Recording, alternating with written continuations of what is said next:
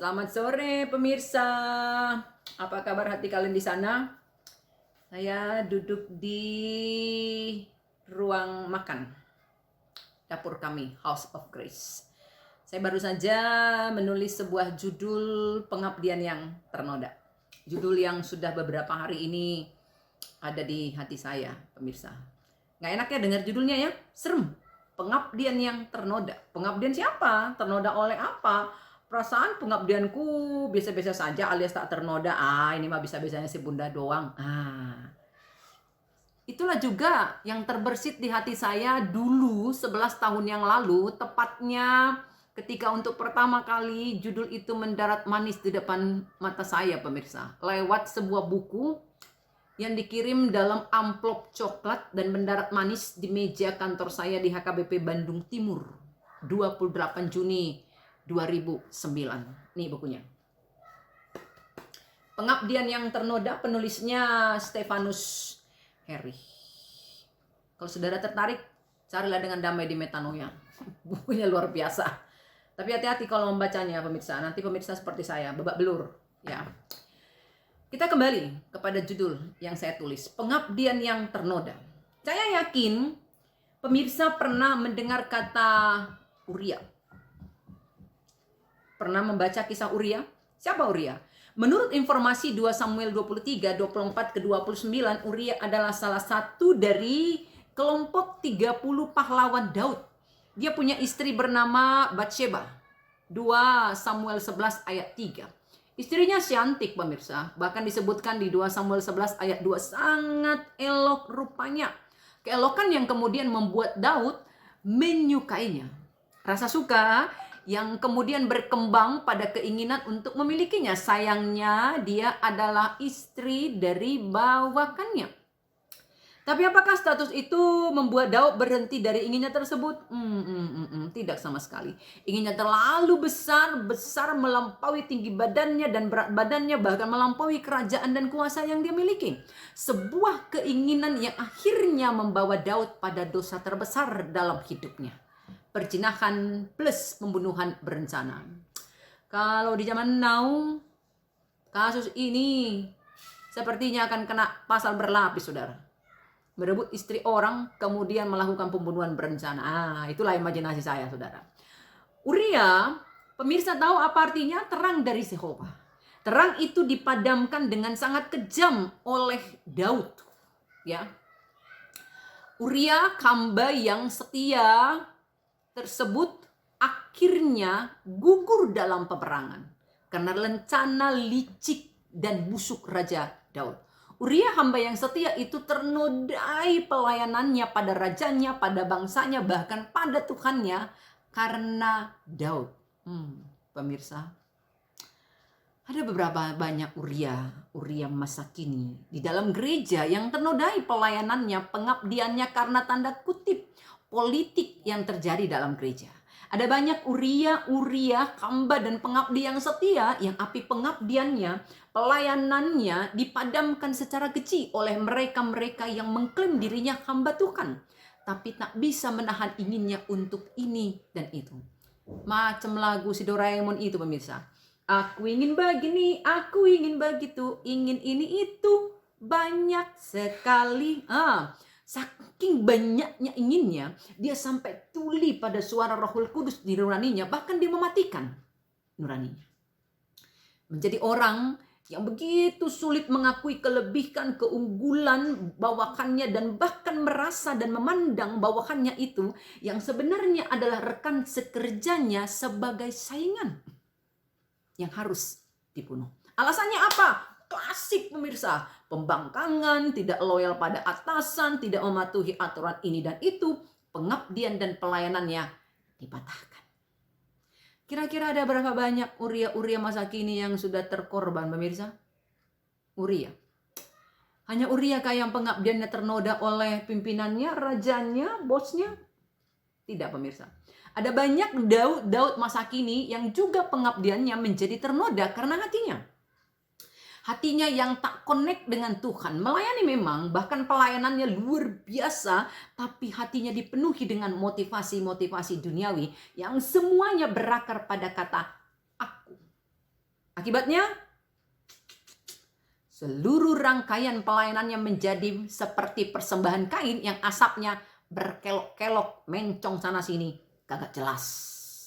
Nah, pertanyaan kita sore ini adalah, lalu hal-hal apa saja yang bisa membuat pengabdian atau pelayanan saya menjadi ternoda? Yang pertama, ketika kita melakukan setiap pelayanan kita tanpa keterhubungan dengan Tuhan. Dari koko saya, penulis buku ini, pemirsa, saya belajar bahwa lebih dari semua hal yang bisa saya lakukan untuk Tuhan, Tuhan lebih menginginkan saya terhubung dengannya. Sebab hanya ketika saya telah terhubung dengannya lah, saya akan paham tugas spesifik apa yang harus saya kerjakan. Nah, siapa contoh di Alkitab menurut pemirsa yang punya keterhubungan dengan Tuhan sangat luar biasa? Nggak cuma deket, nggak cuma akrab, tapi intim. Siapa pemirsa? Henokh, yes. Keintiman yang kemudian membuat Tuhan tanda kutip menghilangkan atau mengambil Henokh. Kejadian 5 ayat 24. Maka kita bertanya, seberapa sering kita sudah terjebak dalam pelayanan yang menyita waktu, menyita tenaga dan pikiran sehingga waktu kita berduaan dengan Tuhan menjadi tidak ada. Aduh bunda sebentar, ada kok, tapi sekedar. Anda pernah punya kekasih? Pernah pacaran? Lalu pacar Anda itu, kekasih Anda itu Anda hubungi semaunya Anda, seinginnya Anda, sebutuhnya Anda. Kira-kira apa respon kekasih Anda tersebut? Kurasa pemirsa, dia akan bernyanyi dengan sendu. Mau dibawa kemana hubungan kita? Sadar atau tidak, seperti itulah kita sering dengan Tuhan. Kita berpikir telah melakukan banyak hal, bahkan sangat banyak dengan teologi, dengan pengetahuan, dengan talenta yang kita miliki, tapi ternyata kita tak mengenal hati Tuhan karena kita tak memiliki hubungan yang akrab, bahkan intim dengan Tuhan.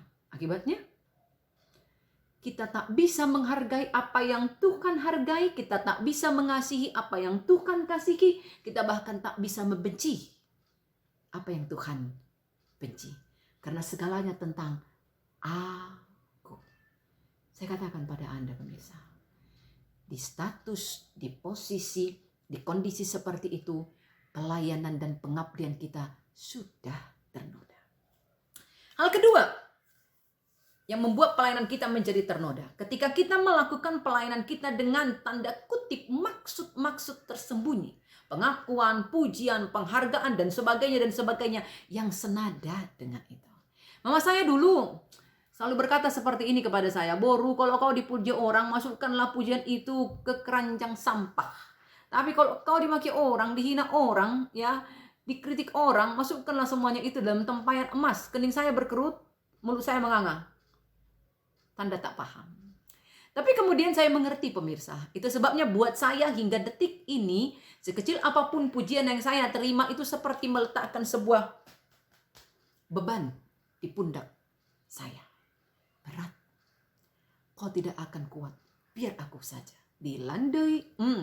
Sejujurnya, siapa kita yang tak suka dipuji?